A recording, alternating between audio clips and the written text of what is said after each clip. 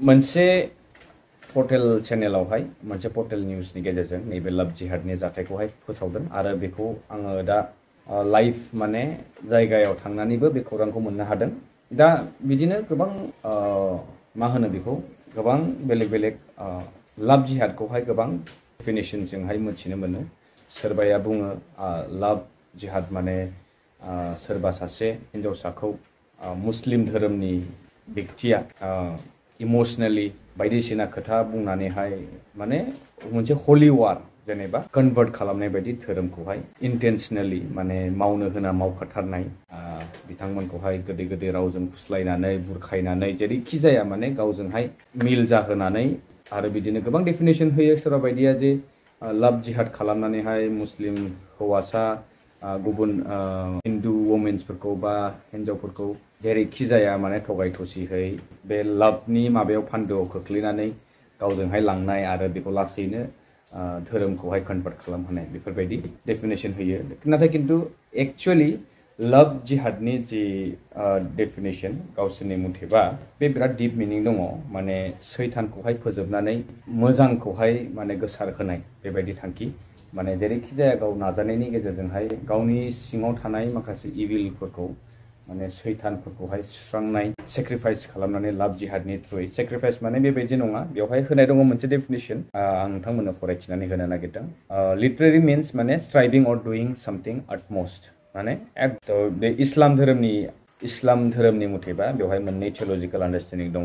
जेरैहाय ग्रेटार जिहाद माने मा होनदों बेयो मोनसे struggle against the lower self, the struggle to purify one's heart माने नोंनि बा सोरबा सासे व्यक्तिनि हार्टखौहाय फोसाबनो नाजानाय स्ट्रागल खालामनायनि गेजेरजों आरो इभिल एन्ड अभइड इभिल माने सैतानखौहाय नागारनानै मोजांखौहाय गनायनानै लानाय बा नोङो सासे गोथार सुबुं हिसाबै माने निजेखौनो सासे गोथार व्यक्ति बानायनो नागिरनाय बा नाजानाय बा सेस्था खालामनाय बेखौनो लाभ जिहाद होननानै बिथांमोननि धोरोमनि बायदिब्ला बेबायदि। किन्तु दा लाभ जिहादखौहाय गोबां मानसिफोरानो बेलेग बेलेग डेफिनेशन होदों।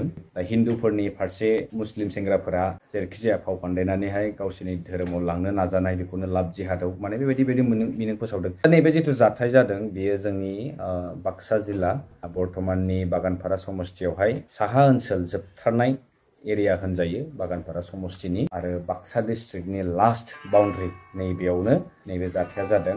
हेदेदपुर होननाय गामि मोनसे दङ, बर' गामि सोरगिदिं बेवहाय दखरसे मुस्लिम गामि दङ। ओमफ्राय बे गामिनि सेंग्रा माने बिथांनि मुङानो जाहैबाय बिथांनि अरिजिनेल नामानो जाहैबाय आब्दुल रेहमान जाहैदों आरो मिथिनाय बादिब्ला बिथाङा गावखौनो राहुल दास होननानै परिचय होनानै सासे सिख्लाखौहाय गोसो थोफ्लानानैहाय बेबायदिनो गोबां सम माने बेबायदि अफेयार सोलिबाय थायो आरो लोगो हमनो फैनाय समाव ओनसोलनि सुबुंफोरा बिथांखौ नुनानैहाय हमनाय जायो आरोना। बै सिख्लासाया जाहैबाय हिन्दु न'खरनिफ्राय फैयो आरो देहायारि सोमोन्दो लाखिदों होननानैबो गोबां मानसिफोरा अजद दैखाङो। बिदिनो सासे जायगानिनो सासे भलिउन्टारिलि बिथाङा फोरोंगिरि हिसाबै सुबुनखाता हाइ स्कुलाव मावो।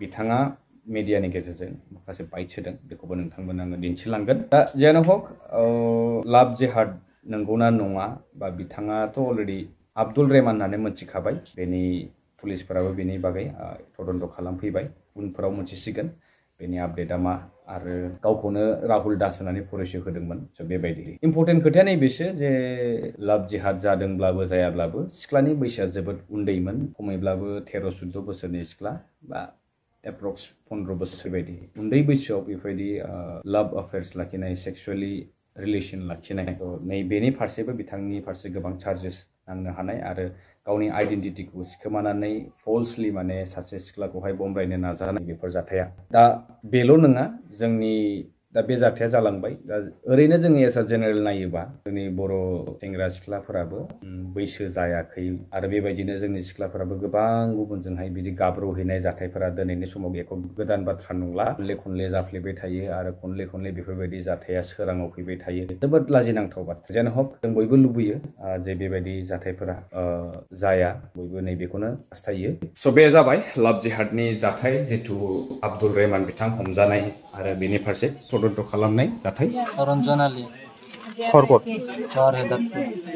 ইয়াত ছোৱালী মাতাৰ কাৰণে মই আহিছোঁ, হাজিৰা কৰি আছোঁ মানে সিহঁতে শিলবাটি এখন। ছোৱালীৰ লগত মই একো কৰা নাই, খালি ধৰিছোঁ খালি মই একো কৰা নাই সেইখিনি মই দিছিলোঁ তাক অসমীয়া বুলি কৰিছোঁ দিছিলে তাৰপিছত মই লাষ্টত কথা পাতি কাটে মই কৈছোঁ অসমৰ মুছলিম ল'ৰা হয় এনেকৈ কৈছোঁ মই প্ৰথমে কৈছোঁ মই অসমীয়া বুলি তাৰপিছত মোক লগে এটা নাম্বাৰ দিছিল মই লগতে নাম্বাৰটো মই ফোন মাৰিলোঁ ফোন মাৰোঁতে সুধিছোঁ কি বুলি কৈছিলে ৰাহুল দাস ৰাহুল দাস মুছলিম ছোৱালী ৰাহুল দাস বুলি কিয় কৈছা তই এইটো মুছলিম ল'ৰা হয় না নিজে আনে তাই মাতা কাৰণে মই আহিছোঁ বয়া কাম বাদ বাকী বয়া কামটো কৰা নাই মই একো কৰা নাই বয়া কামটো কৰা নাই খালি ধৰিছোঁ একো কৰা নাই তাই মোক ভাল পাই কাৰণে কৈছে তাই বুলি মোক কৈছে সেইকাৰণে মই আহিছোঁ নহ'লেবাতো মই নাহিছোঁ কৰে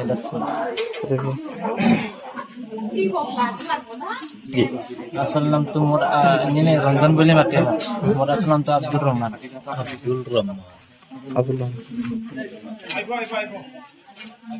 ছোৱালীটো বেছি ডাঙৰ নহয় ছোৱালীটো ঘৰৰ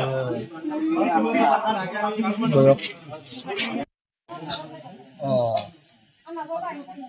এই হেৰিপুৰৰ পৰা এজন ল'ৰা আহিছিল সি ক'লাক সৰু ছোৱালীজনীৰ বয়স 13 বছৰমান হৈছে মাত্ৰ গাভৰু হৈছে কিন্তু 13 বছৰ বয়স হৈছে এই 13 বছৰ বয়সত এটা ছোৱালীটো ভাল পাব নোৱাৰে ঠিক ল'ৰাটোক মাতি পঠাইছে ল'ৰাটো আহিছে আৰু ল'ৰাটোৱে অসমীয়া অৰ্থাৎ ৰাহুল দাস বুলি চিনাকি দি ছোৱালীজনীৰ লগত সম্পৰ্ক স্থাপন কৰিছিল এনে সময়ত যি ঠাইত তাৰমানে সম্পৰ্ক স্থাপন কৰিছে সেইটোৱে মানে অস্থায়ী ঘটাত কোনো মানুহ নাথাকে নিজৰ ঘৰৰ পৰা বাহিৰত গতিকে গাঁৱৰ ল'ৰা ছোৱালী তাক ধৰাৰ বিনিময়ত ধৰি তাক এতিয়া ৰাখি থৈ দিছে ল'ৰাটোৰ আচল নাম হ'ল তাৰমানে আব্দুল ৰহমান আলী সি ৰাহুল দাস বুলি চিনাকি দিছিল ৰাহুল দাস বুলি চিনাকি দি ভাল পোৱাৰ পাছত বান্ধি লৈছিল এইখিনি কথা বেয়া কাম কৰা বুলি শুনিছোঁ মই ঠিক দেখা নাই